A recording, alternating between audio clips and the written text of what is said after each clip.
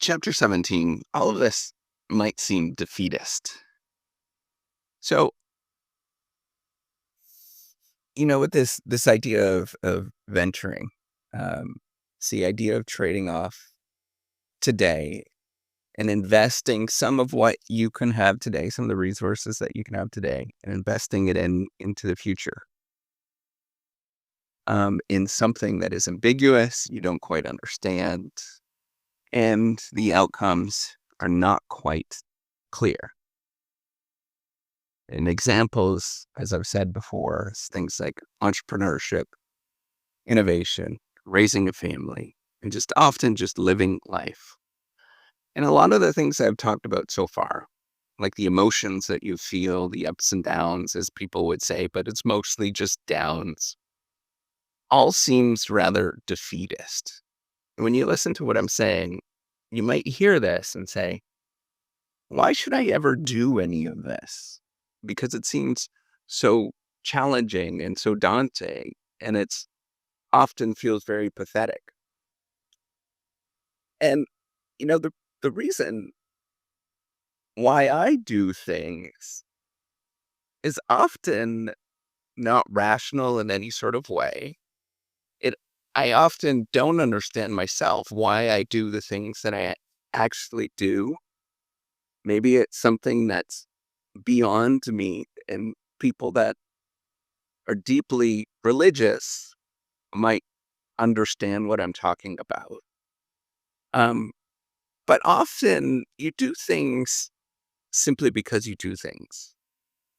And you have a limited amount of time that exists on this earth.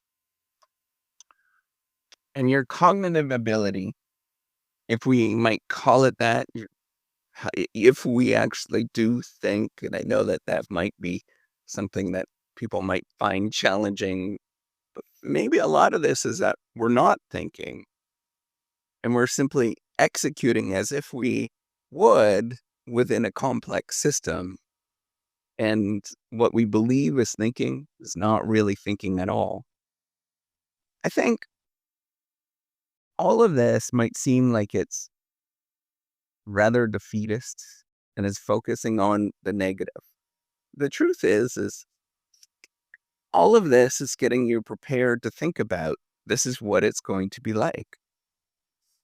And if you do things because of the fact that you are going to have success or make a lot of money or any number of the things that are being sold to you often in culture, you're often going to be ending up in a lot of disappointment and you're going to be hurt.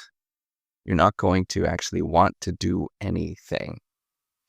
A lot of what I'm trying to tell you is to find things that you just do just because.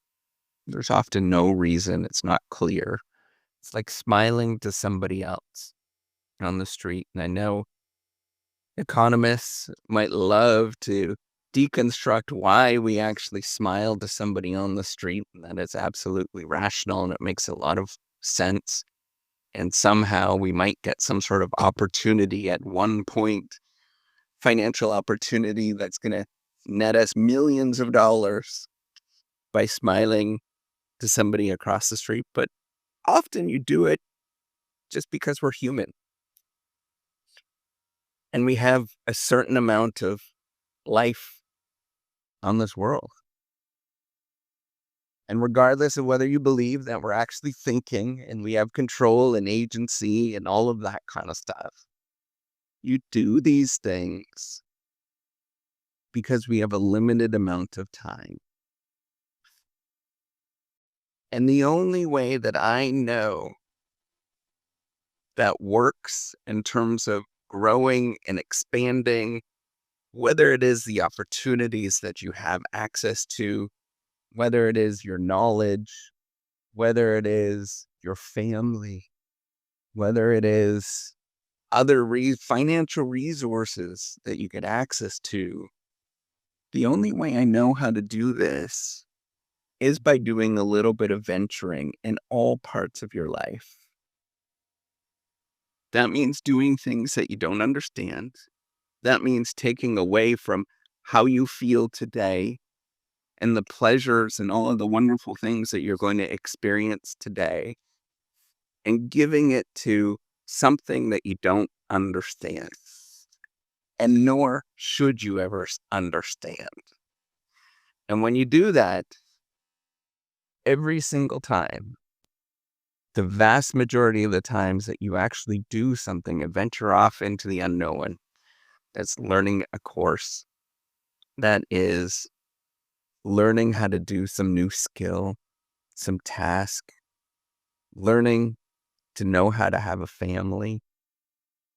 All of these things, the majority of the time, it's not going to feel the way that people advertise.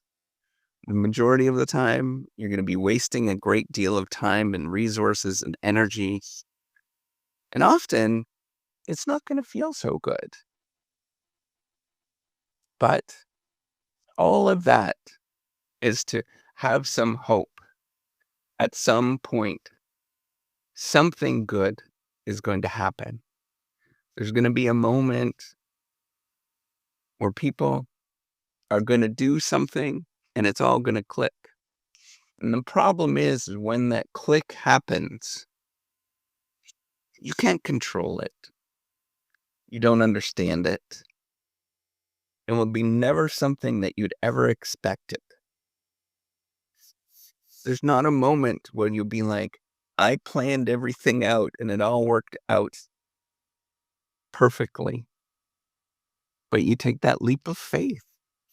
You jump into the unknown, you do things that other people think are crazy, and everybody else doesn't understand. I want you to take a look at all the major innovations, the major entrepreneurial ventures, the major things that have impacted our lives. And I want you to trace it back. Almost all of those things that we say are important in our lives, almost all of them started or were because of some sort of weird circumstance that happened that people could not anticipate, and that there was no rhyme or reason for this particular thing. I was watching this great show. I don't know if you've seen it. It's called The Foods That Made America. And one of the things was really interesting is the story behind Kellogg's cornflakes and how that happened.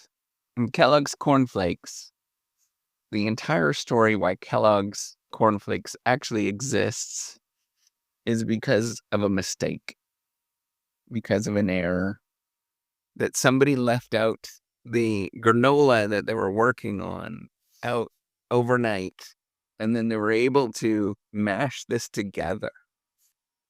And I think about how that this is very typical out of almost everything that you see. There's no rhyme or reason for why something actually happens. And when it happens, you could say that somebody is exploiting that opportunity and taking advantage of that opportunity. But often they don't even know why it actually happens and why they chose that thing. They just did it because that's what you do. And there's no rhyme or reason for why you actually do that particular thing. And I think about that all the time. All of these examples, you just do it because there's no reason for why you do it and you don't do it. There's often not a lot of motivation or anything like that you might think about. Because even if you do something unintentionally, if your life is all laid out and you do all of those particular things that you're supposed to do, and everything works out, that's fantastic.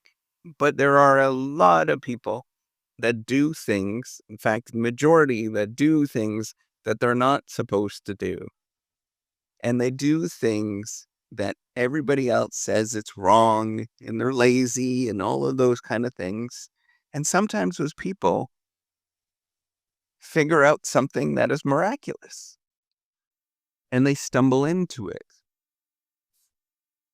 And then it turns into something that is amazing and cool and interesting. And I think about this all the time. This is an important part of our life that we forget and we neglect. Is that most things are very unintentional. Most things just happen.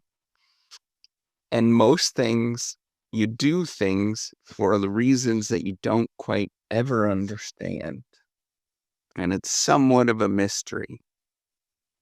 And it's fascinating to me that this is the case, because I've spent so long trying to figure out why people do things, why people organize. What is it behind these things that are called businesses, startups, and large corporations, all these kind of things? What is it behind them? And often we have these very rational explanations for why they exist. And it all makes sense until you actually go talk to people and you realize that they do not know why they do the things that they do. And they may even have some explanation. But if you take a step back and you just ask a few questions, that explanation falls apart. So I think for you, if you're venturing at this moment, just venture. Enjoy it. Smile when you're not wanting to do things. Smile when you're doing things. And just enjoy the ride. All right. Take care and have a wonderful day.